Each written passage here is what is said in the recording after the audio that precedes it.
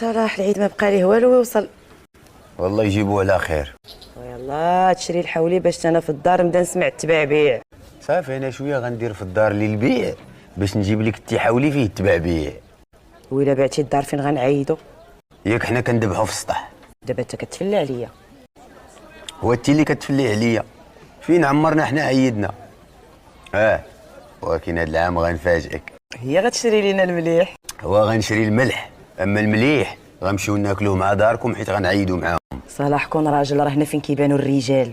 وزيدون اخويا ما قدش تكلف على راسك، 20,000 ريال شاريه لك الحولي. وانتي فين يد 20,000 ريال باش نكلف على راسي؟ انتي راه واقيلا ما عارفاش الاثمنه فين واصله الرحب. ومالك علك دوبا قبيله في النشره قالوا باللي الاثمنه في متناول الجميع.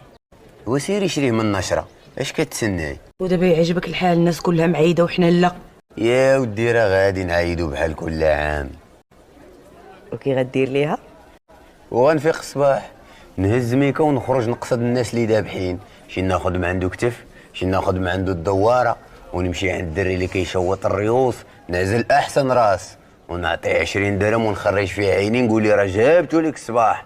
وزيدون العيد راه مديور باش الناس اللي لاباس عليهم يتعاونوا مع المساكين، وحنا مساكين لاش غنكلفوا على راسنا والناس اللي لاباس عليهم غيتعاونوا معنا؟